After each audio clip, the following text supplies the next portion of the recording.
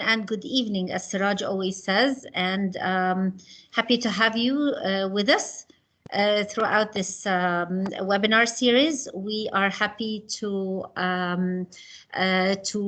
we're happy and sad at the same time to reach the conclusion of this webinar series. We've been with you for 6 sessions. This is the 6th of them, and the most anticipated one, of course, where we will be waiting for our very own Ciraj to speak to us more about teaching during the COVID-19 era, especially.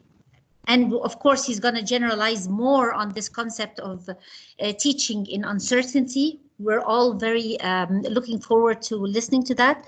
May I introduce Ciraj first? I'm sure most of you or all of you know Ciraj. Ciraj is my friend and brother, and he is the director of the Regional FAIMER Institute in Manipal, the MAHE-FAIMER Regional Institute. Today he will be speaking to us for the next hour. I'll let Ciraj do put his ground rules and tell us where he wants the questions. But just for all of you to know, I will be taking the questions on the chat function. I will also be taking questions on the WhatsApp group if that is more feasible to you. And what is more important is that Hani Wahib on the back end, I'd like to thank him in advance. He will be managing the chat, and Walid, our help and right arm, actually, Walid Mustafa, Mr. Walid. He is with you for any technical difficulties, and he is recording this meeting. Happy to have you, and we would like to start straight away. I would like to advise you to all close your cameras so that the network works best for all of us, and mute yourselves if you find yourself unmuted at any point of time. Over to you, Ciraj. Thank you, Sama. So if others can mute and also close your videos, that will be fine. Is my slides visible?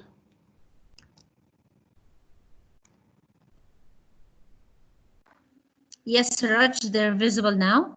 Okay, fine. So thank you once again, Sama, for that wonderful introduction. And I made this slide specifically to portray the collaboration and cooperation that we have between these two institutes that came together. It's like well, it's not a good thing to compare like that, but it's an intercontinental ballistic missile, we can say. I don't know whether it has hit the target, but this was a transcontinental effort. And during this process, we found that people have made friends from across the globe, and that is the most gratifying moment for us. If nothing else happens, it's fine, but people have reached out to others, have helped others, have been a part of this. So this is it's the culminating effort. As Samar rightly said, it's a moment of joy at the same time. Not much of despair, because we are going to be connected very soon. So this session basically looks at the purpose of why we had organized such initiatives. So you know that what has to go to these faculty development programs have been clearly laid out. ASU MENA did that on their own. MAHE-FAIMER has done on their own. Then we came together as an academy in India. We did, and there were specific topics that were addressed, and there were reasons for that also. But today's session basically doesn't look at those specifics of what goes into it, but why was it conducted? To address those why, it's important, because then only the hows will come. So as people are joining, I would just narrate a small story in the context of faculty development, of course. This story can be used in so many contexts. This is a Zen story of a cat. What happens in a Zen monastery is whenever the teacher, the spiritual guru, and his disciples begin their meditation, generally in the evening, the cat in the monastery used to create a lot of problems, noise. And you know that meditation is such a solemn process, such a peaceful process that you don't want to get distracted. So the guru ordered that the cat be tied up during the evening meditation practice. Years passed by. The guru died. Heavenly abode, right? The cat continued to be tied up during the meditation session. Years passed by. The cat eventually died. Another cat was brought to the monastery and tied up.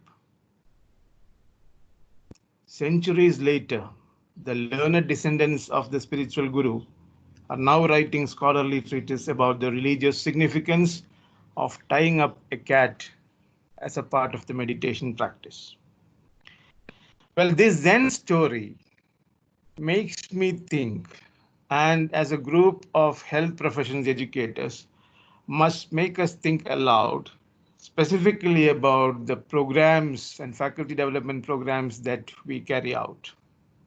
Someone has tied the cat long back. Does it serve your purpose? Well, we don't know. Some cats may be still required.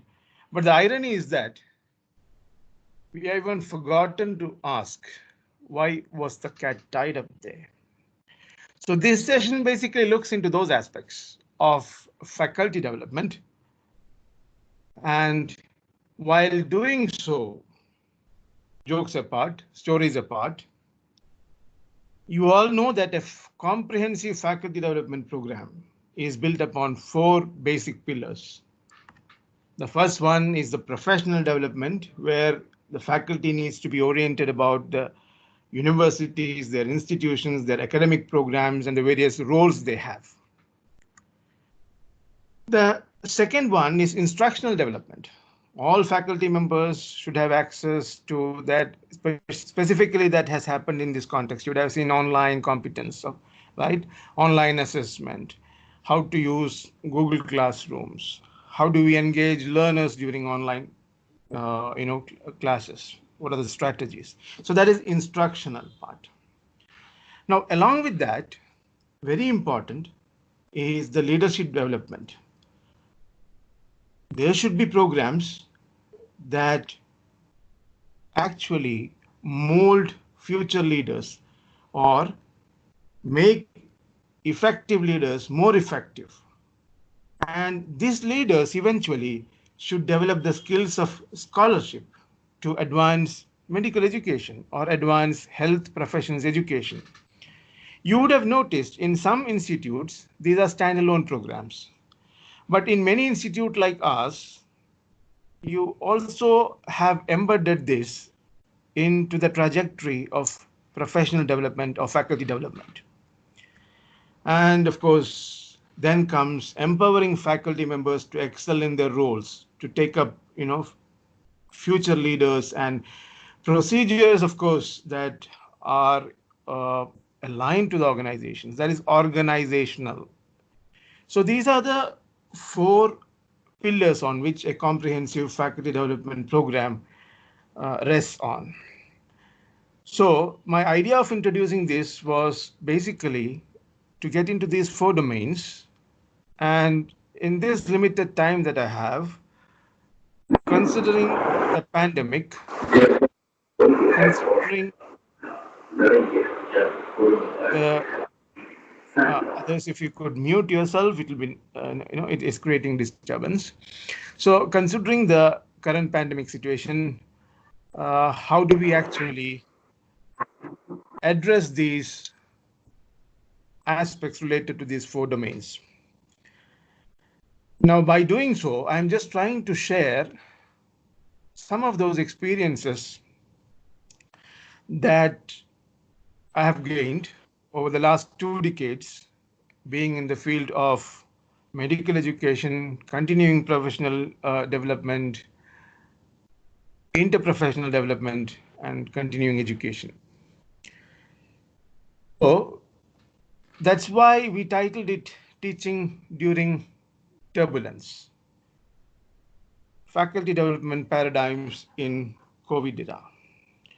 So COVID era brings a lot of complexities, and the science of complexity is best studied using many frameworks that we have, on which one, of course, I'm going to discuss with you. This is the Kenevin framework, pronounced as Kenevin framework,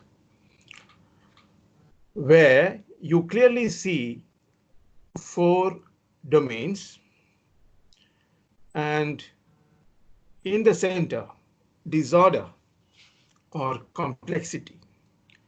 So to your right, you see which are simple, not much complex, right? Things are known, familiar to you. The cause-effect relationship is very clear. That's where your SOPs and things like that will fall. Going up, you see that there could be complicated situations. You know about it, but you're not that familiar. The cause-effect relation can be established, but you find it difficult. So that is where you seek the help of an expert. You look for experts or good practices by people there. So that is a complicated scenario. We are now discussing how complexity advances, right? Considering the context or background of COVID, this is what I'm trying to introduce, the Kenevin framework. Then comes complex, unknown. You see it in the hindsight. You really don't know. After it has happened, you try to rationalize it. Oh, well, it could have happened because of this. But the irony again is, if you try to use the same protocol in the same circumstances, it may not work. So that is the complex situation. Moving on to the situation that is chaotic. This is a domain of unknowables. You really don't know what's happening. It's all turbulence. There are no standard procedures. There is something that you are not aware, but mind you, this is where highest degree of innovation can happen. Having said that, I just wanted to introduce you to this framework, generally used also for decision making, and has been done in the context of academic leaders too. So simple, where cause-effect relation is known. Complicated, where you may seek an expert's advice. Complex is unknown. You probably, it's retrospective. And then comes chaotic, where everything is unknown. Now, I want to actually see what the group of medical educators or health professions educators opine in this context. So you will have to, if you have a phone, just open menti.com and it will ask for a code. That is a code that will appear. And these are the 4 choices that we have. So go ahead, and I told you these are the situations. What we are asking is, in this COVID era, or maybe some of you are still stuck at home, let's say you go back to your educational environments, which is the context that best describes your educational environment. Our polling starts now. Yes. Yeah, I can see people have started polling. Can you see my screen, honey?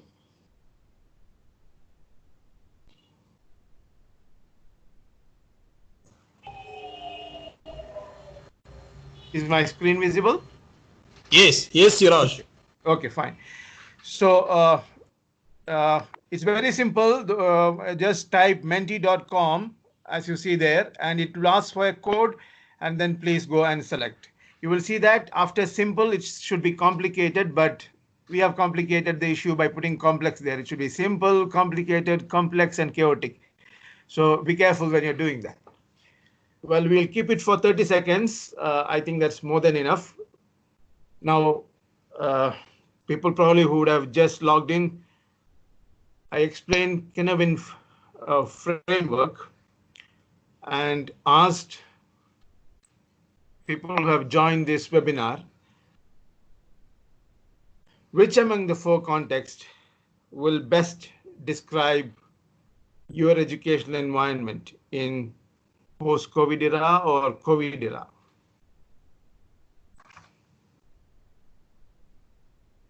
So we can see that, yeah, menti.com, somebody has chat, on the chat here, just go and put that code and you can see the code here also. All right, so many of them still in the complicated and complex domains.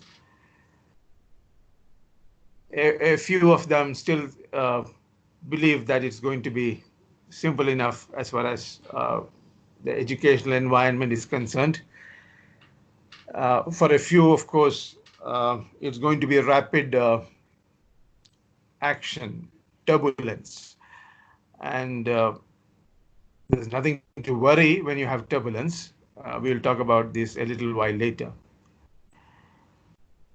For the best interest of time, I will keep it maybe just 10 seconds because some people say that they cannot reach the site. I don't know because it's one of the very active sites.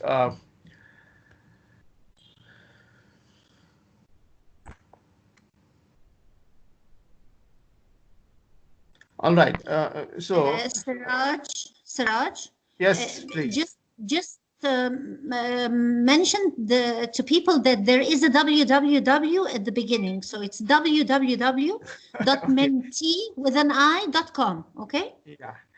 www.menti.com. Yeah, simply if you press, it might not come. But if you go for Google, of course, Google will put you in the right place. And yes. Yeah, I think as Paige says, you may have to open a separate window and do it. Yeah, that's right. You will have to open a separate window and do it, or easiest will be on your phones. Yeah, for the best interest of time, I'm not a psephologist, but the trends have emerged, and I don't expect any last minute, turnaround happening. So by and large, I see people on this forum feel that most of them feel that it's complicated and complex. While you can still vote for those people who have not, I'm going back to the presentation, and we'll discuss this after we have taken up. So we mentioned about faculty development, and then we mentioned that the first thing that we will consider is in the context of professional part. Now, in this, the recommendation that I have to, in terms of the changing paradigm, is what is known as reverse mentoring. Reverse mentoring, as you see, the picture itself is quite explanatory. Mentoring largely puts a mentor that is senior, mature, old enough, right? Now, reverse mentoring takes a U-turn. Reverse mentoring basically looks at a situation where learning is an attitude. When you say learning it is an attitude, it's my intense desire as a teacher, as a faculty, to upgrade myself intellectually, emotionally, and above all determining what is best for me. So it doesn't matter whether I'm a senior or junior. So in reverse mentoring, which I'm going to talk about a little more, learning has to be an attitude. So if you ask me whether it's an option or necessity, during these times, specifically when we were doing these sessions, not only in India, I've seen that in Egypt, we have found that many of our young faculty who have actually mentored our faculty who were quite senior, even administrators. But does that mean that reverse mentoring is just about sharing knowledge and technology? No. Modern reverse mentoring extends far beyond just sharing knowledge about technology.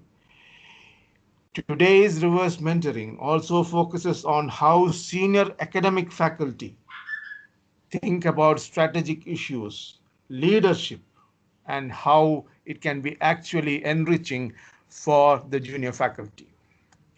So that brings in a very unique blend of maturity and freshness. So in this COVID era, in professional development aspects of faculty development programs, I feel it is imperative to incorporate reverse mentoring. It is happening to a large extent, but then it has to be uh, institutionalized. So when you institutionalize, the first step is basically to sensitize. Because I know about India, I know about Egypt, I know about things, and how things work in academic cultures. So a sensitization will be essential when reverse mentoring is being introduced. It's also important to see the right match. The right match is crucial. Emphasize on diversity, match across departments, match across professions if possible. Also match for diverse personalities. Most of you are familiar with MBTI. There are different ways of doing it. So since you all know MBTI, say match with an introvert with an extrovert. And yeah, before I go to the next slide, it's always better to consult mentees before making the pairing formal. We have seen that our own experiences, millennial mentors in reverse mentoring accept any pairing as long as the mentee was committed. But senior mentors, or mentees rather in this case, were more selective as they were more concerned. Specifically, they had certain conflicts of interest. Now that brings me to the next slide, because the whole problem rise is because of the vulnerability. Now that's where you have to address the mentees' fear and distrust. Many of them, specifically who are up in the ladder of hierarchy, are a little fearful revealing their lack of knowledge, specifically to the junior faculty. But if you're going to address the fears explicitly, open sharing can be incredibly rewarding. So it is in this context that I'm sharing this slide with you. Brené Brown, whose TED Talk has been rated as the most viewed among the first four. She's, I think, the fourth with 35 million views. I think you should watch this, where she talks about how vulnerability is not a weakness, how that myth is a dangerous one to consider vulnerability as weakness. Vulnerability should be considered as a birthplace of innovation, creativity, and changes. So it is then actually reverse mentoring opens up an arena for people to develop, bloom, and to give their fullest of their potential. So that is the first aspect that I had to share rather in terms of professional aspects. The second one is instructional. And when it comes to instructional, we need to actually bring in one of those jargons that we have been using right, left, and center for student purposes, that is self-directed learning. Now, if you look at self-directed learning, there are three lenses basically. and expanded by the authors that I'm going to share in this slide a little while later. So we are now in the instructional paradigm. The first one is the humanistic lens, which says that learning preferably should be self-initiated with a sense of discovery coming from within. So that is the goal one, the first goal of self-directed learning. Now, put that into the context of a faculty development program. It is extremely important that the faculty should understand that it has to be self-initiated. So there's no amount of compelling or, coaxing people into these works. So that is the first lens. The second lens is transformational. I'm sure that many of you who are listening to me at this point are aware about the transformational learning aspects, which were basically, put forward by Mezirov. Now, the first aspect is the disorienting dilemma in a transformational learning experience. Now, what is better than COVID than a disorienting dilemma, where you self-examine, you also critically assess your assumptions. That is the critical reflection that goes into it. And then comes the rational discourse, where you will explore new ideas, actions, and roles with others. And then comes the responsive action, where you will have charter echoes of action and then plan accordingly and reintegrate. So this is very important when it comes to the instructional domain or aspects of not only self-directed learning. What we're talking is about the faculty development program as such. And the emancipatory aspects basically looks the liberation part of it. Pedagogy of the oppressed, Paulo Freire. So critical reflection, the learner truly emancipates themselves, liberate themselves. So the humanistic, transformational, and emancipatory lenses of self-directed learning have to be embedded into these faculty development programs. So that is where the paradigm actually takes a very important shift. Those are the references, Merriam, Mezirov, and Taylor. So that was the instructional paradigm. But at the same time, we should also remember that when it comes, there are two kinds of learning that generally goes into it. The first one is instrumental, and the second one is communicative. Instrumental basically looks at task-oriented problem solving and determination of the cause-effect relationship, whereas communicative learning involves how individuals are going to communicate their feelings, needs, and desires. So it is important for us to embed these aspects into the instructional paradigm. I also want to basically look at one important aspect along with this instructional paradigm, which is often referred to as instructional vitality. Instructional vitality is often considered as vocational vitality also, because it is considered as a vocation, often not as a profession too, a vocation.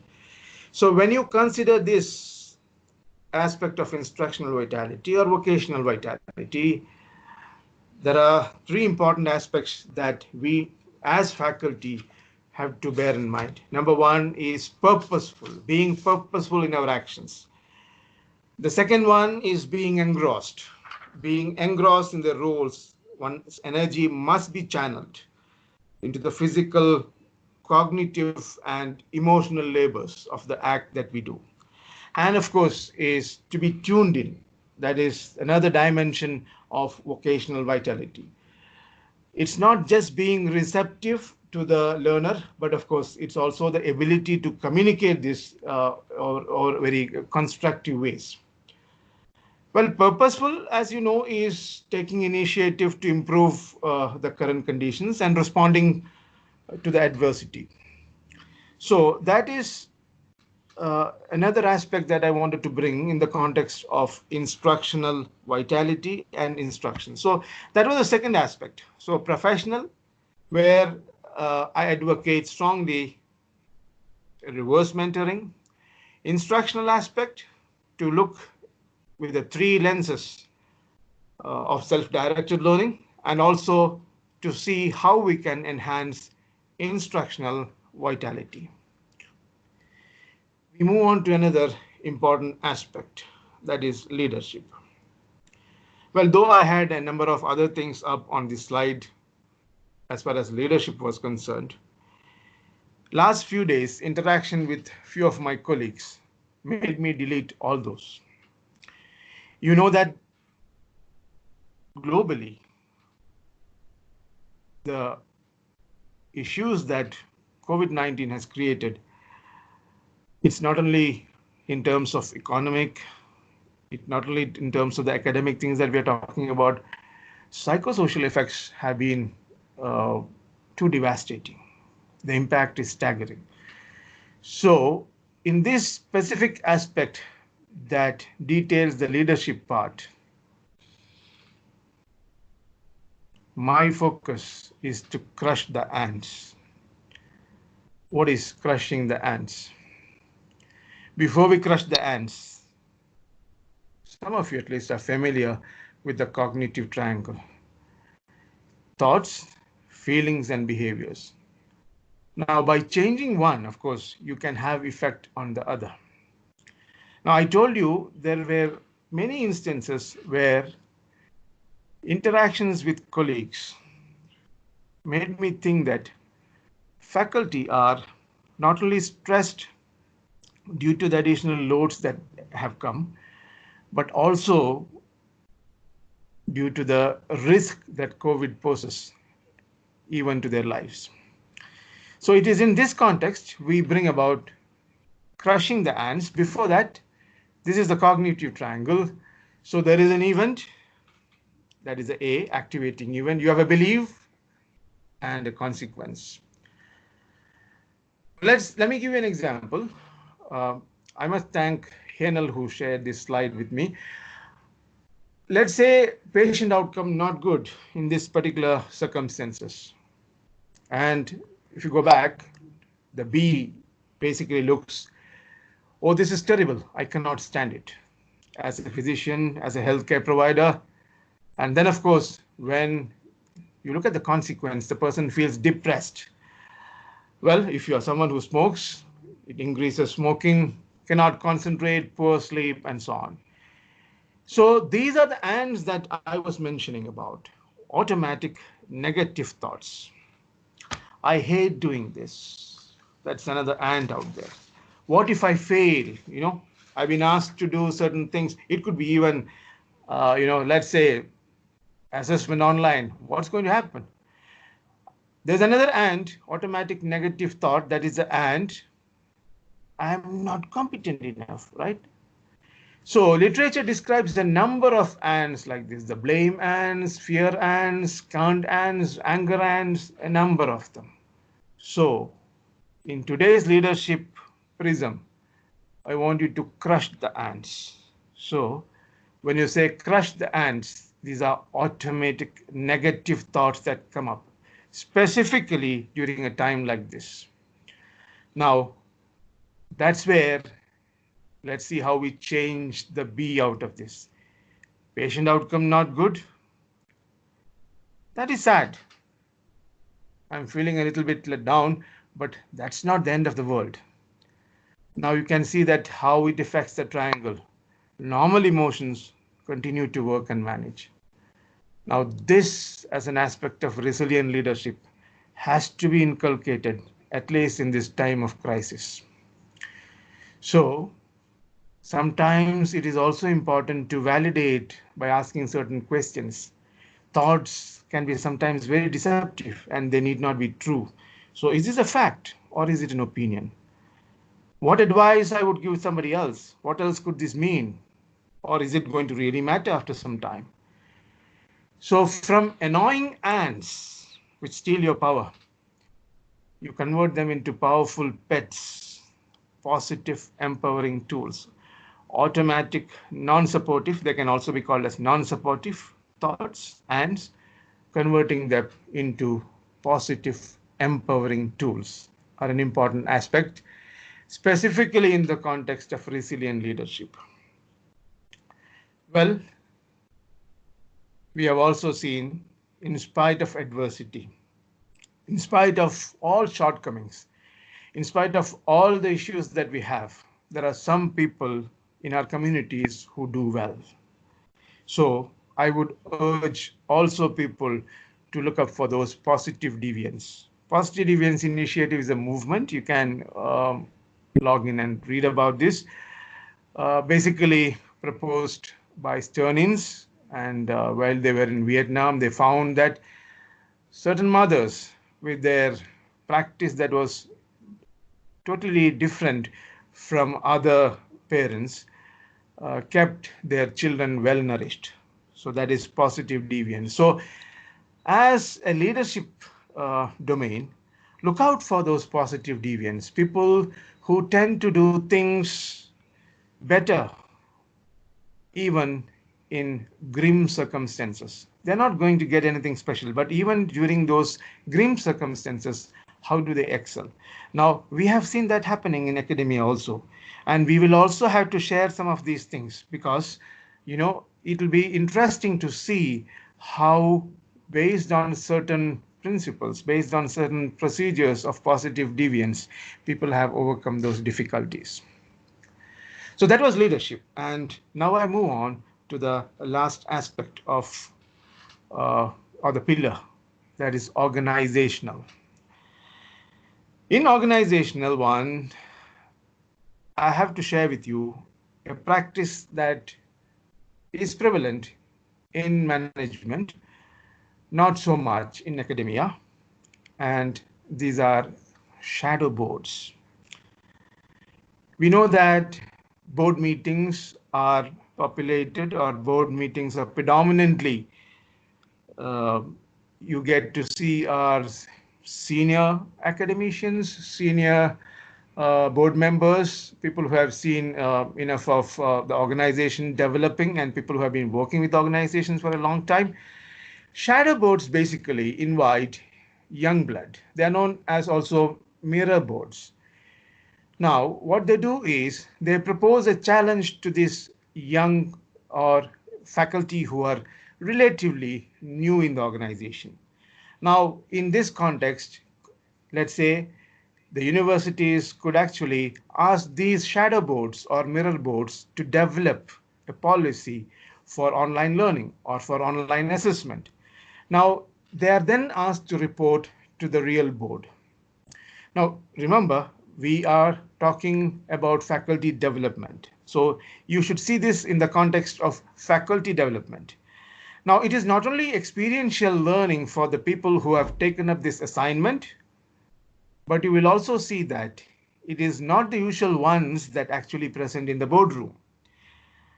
And experiences from shadow boards show that Millennial Voice has actually considered many of those things that are generally left out. And I'm very sure in the context of COVID and in the context of academia, it will be interesting to see what this new generation teachers have to tell us. Now, it also has a reverse effect. It also helps, in ratifying these, and also be a part of organizational culture, get to see what's happening in these boards, and that enriches the professional development of the junior faculty whom I had mentioned. So shadow boards as a part of organizational domain. Now, having done the four aspects, specifically organizational, I want to come back to Canevin framework, where we mentioned about the four complexities or levels. And interestingly, well, I would just see if our poll is still active, and well, people, yeah, I think they have, well, it still remains the same. So that means it's good that the trend still remains same. It's a very few people who basically feel that it will still remain simple. But most of them, we have seen that feel that it can get complicated, it can get complex, and a few also believe, in fact, people who believe that it is chaotic, their numbers are much higher than people who believe simple. Now, simple is where you know the cause effect. So I'm happy for those people who are simple, because it's a domain of known knowns actually, so you know everything about it. All you have to do as an academic leader or somebody who is present in the academia is to sense it, categorize it, that means place it accordingly, and respond. Now the problem lies when you have the wrong categorization. If you have labeled it as simple, but the issue is not really simple, that is where you are really going to have problems. So I would urge people who actually put simple to reconsider, not putting chaotic complex, but to relook and reflect. It's possible that they may be simple, but if it is a wrong categorization, then there is an issue. Then comes a big problem, entrained thinking. It's basically people are used to it saying no, and they find it very difficult to bring in change. So it is embedded into their way of thinking that there's no change as much required as. So it's thought like that. Now, this is another big issue, complacency that can set in and that can ruin organizations, and specifically in the context of what is going to be in store for us post-COVID, this can be detrimental. So here, of course, you just look your SOPs and best practices. Many of you mentioned that it could be, this of course should be titled complicated, cause effect known, known unknowns, you know about it, so you should sense it, analyze it, and respond to it. So you should analyze it. Basically, you're looking at, but there's a problem with some people, you call it analysis paralysis. And then, of course, already I mentioned about entrained thinking. So it is that they feel that everything has been taken care of, there's nothing to change. But if you have something like that, it kills innovation. It kills innovation, but at this particular step, at this particular domain, what is good at is asking expert to do analysis. So that is complicated. Well, I think there is a need to change here, and sorry about that. And the next one is where you have the complex one. Now here, as I mentioned to you, the cause effect is known only in retrospect. You have done that, and in hindsight, you find that it has happened, and then you may try to do this, apply this, but you will find that it may not work. So these are unknown unknowns generally. These are the unknown unknowns. Now, what do you do here? Here, there's no sensing first. You got to probe and then sense and respond. So as academic leaders, as people who are in academia, the first step is to probe, sense, and respond. Now, what is the risk that is attached with this? Not many leaders actually tolerate such complex situations. So they will say that let's go back to those simple things, and that can spoil the entire scene. And some leaders, basically, they are intolerant towards failure. So again, they do not digest this. But you should understand that addressing complex domains basically bring in lots of creativity. So that's why it's often known as the domain of emergent models, whereas the complicated one is the domain of expertise. And here is the domain that we look for innovations, chaotic. There are no right answers. There are no cause-effect relations. There are no manageable patterns at all, like you saw in the previous ones. It's all turbulence that you have. And I saw that some of you feel that it can get chaotic. So this is a domain of unknowable, but here you cannot wait. You got to act. It's like the same COVID scenario. You act, and then you sense, and then respond. Now, what are the problems with such? If you have a leader who does that, and we have seen this happening many a times, the person gets into an overinflated self-image, and then you have a coterie around this person, and many a times the right information does not even reach the leader, so he just hears those flattery. But having said that, chaotic situations demand a rapid response. So a suggestion that comes from people who have experienced this and who manage this is to do this in parallel. Don't wait the crisis to go off, then it's no more the crisis, right? We have seen that so many of them, especially in the academic community, have used this chaotic or used this turbulence for their advantage. You have seen number of works in terms of research papers, in terms of so many scholarly things that have come up. So you can't wait for the crisis to go away. So ideally, you have two teams separately. One, of course, which will manage the crisis. Another one actually will try to take care of that innovation in parallel. And there are enough examples in this COVID era happening in academia, hospitals, and healthcare delivery where this is happening. So that is where the relevance of Canadian framework and complexity theories hold good. But I wanted to discuss this in the context of organizational aspects because these are largely organizational. So that's where we have now discussed professional aspects, we have discussed instructional aspects, we have discussed leadership aspects, and finally organizational. So with all these things that we mentioned, I'm just going for a framework. Of course, this is dynamic. This will keep, this will keep evolving. So if you were to actually develop a faculty development program, I know that many of you are at a level that you can actually initiate. Do not forget that the first thing that you may have to consider is ownership. Now, with the experience that we have during this COVID era, that specifically with the Academy of Health Professions Educators in India, with the two series that we had organized for faculty, we found that the extent of ownership was very high because they found the usefulness in this change scenario. We had nearly 3,500 faculty for a number of these workshops registered and who were trained. Same is true with ASU MENA, the programs that they have conducted and the ones that we have done in collaboration. Now, when you have that ownership, we have experienced this.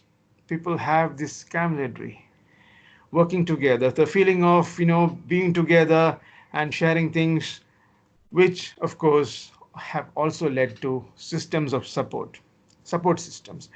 Now, I have seen that there are small groups that have evolved. A good example that I can give you is where we post discussions on how to involve learners online. These groups actually have their own groups now, small groups, where they help each other to introduce diverse ways using technology, how to actually increase engagement online. And I see that there is a lot of support that happens in terms of sharing resources, sharing technical expertise. Now, we can always consider this as it evolves. As Wagner says, these are communities of practice, people who will come together for a specific goal, and they have this professional camaraderie, they have this ownership. So you may call these communities of practice. Now, when you have this, it's possible that not always, okay, if you have friends out there, you may get an administrative commitment. May or may not. But I thought that I had this experience, so I thought that I should be putting an arrow there. But administrative commitment generally comes from evidence-informed practice. You know that administrators are smart enough. So if you can really demonstrate that, look, that this works and this works good for the learner, this works good for, so there is a necessity of incorporating such faculty development programs, or there is a necessity of actually roping in such expertise so that you get administrative commitment.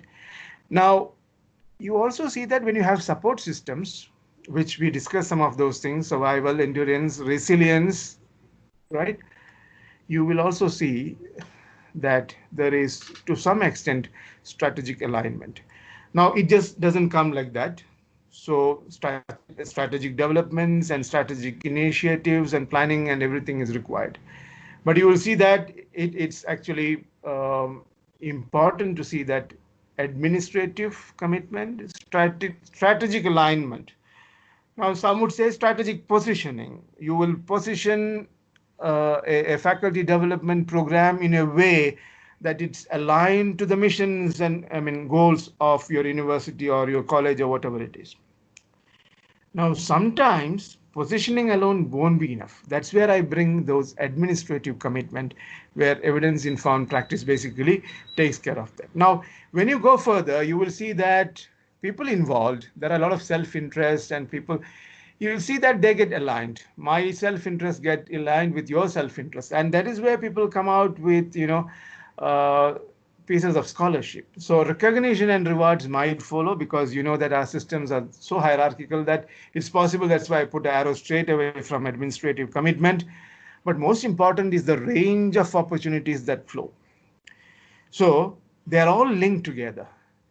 Now, when that range of opportunities that flow, I want you to actually reflect on what I mentioned in this webinar about the vocational vitality that happens. How do we tune in? How do we, that purposiveness? Because many a times we have not considered the person in that profession, right? I'm very sure that it is just the profession. So teacher empowerment programs or faculty empowerment programs or enriching programs where instructional vitality or vocational vitality that will be embedded into it, and that comes as a part of this range of opportunities, and which actually takes care of the professional development or faculty development.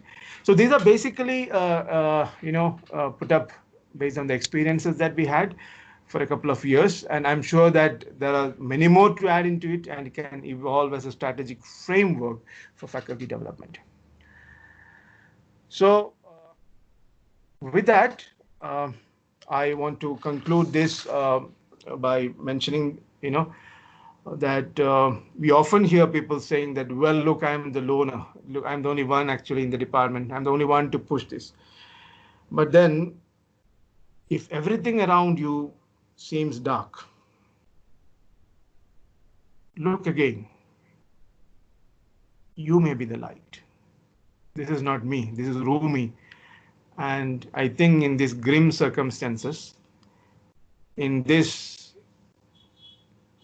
grave times, it is actually time to come together to see that we help our academia and also institute programs that help them not only grow professionally, but develop personally.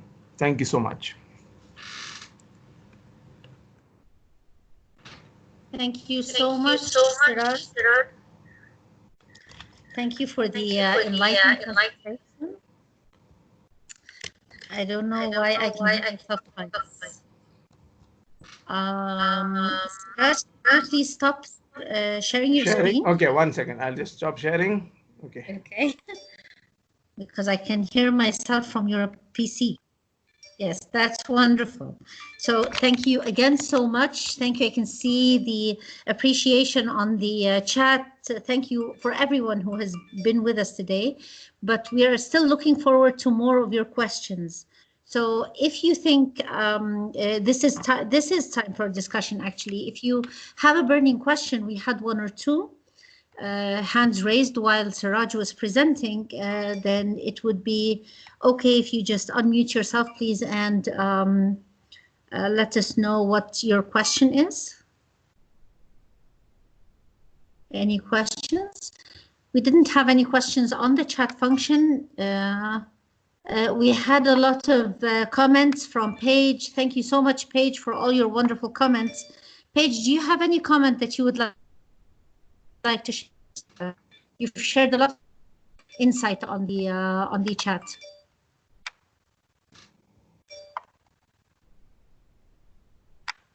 I'm fine. I did just share shared the instrument that we're going to be trying out in our FAIMER Institute for a sense of unity. Okay, but can you share it again, Paige, please? And because we can't mute on the chat.